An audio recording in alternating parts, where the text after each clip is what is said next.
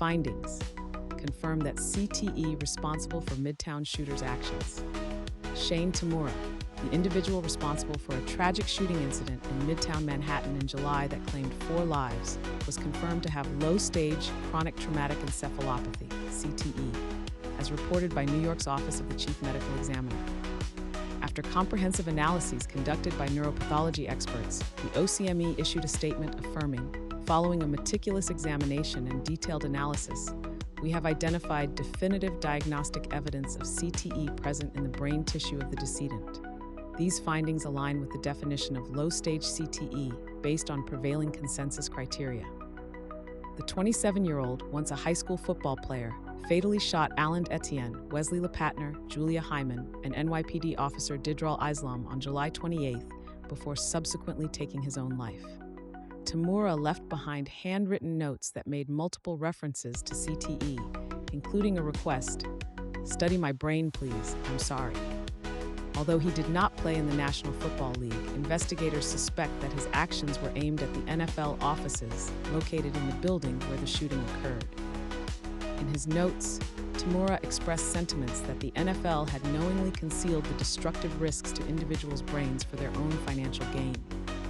Furthermore, he intended to donate his brain to scientific research, a fact confirmed by law enforcement officials. Tamura's family shared that he had been grappling with migraines, mental health issues, and recurring concussions. CTE is a brain disease often found in athletes who've experienced repetitive head traumas, typical of sports like football, boxing, and ice hockey. It is a degenerative condition that tends only to be diagnosed posthumously through brain tissue analysis. One of the names mentioned in Tamura's last note was that of Chris Nowinski, an expert on CTE, who elaborated on the risk that 12 years of contact sport involvement presents for developing CTE.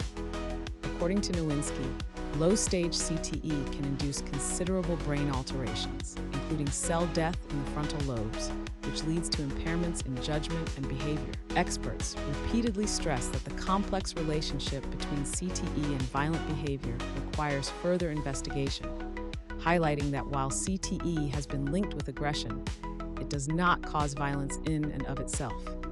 Symptoms can include impulsivity and emotional disturbances, typically emerging long after the initial head injuries have occurred. The necessity for greater preventative measures to safeguard young athletes from head trauma is underscored by this incident. Former NFL players have increasingly been diagnosed with CTE, affirming the ongoing concern regarding brain safety in contact sports. The NFL has acknowledged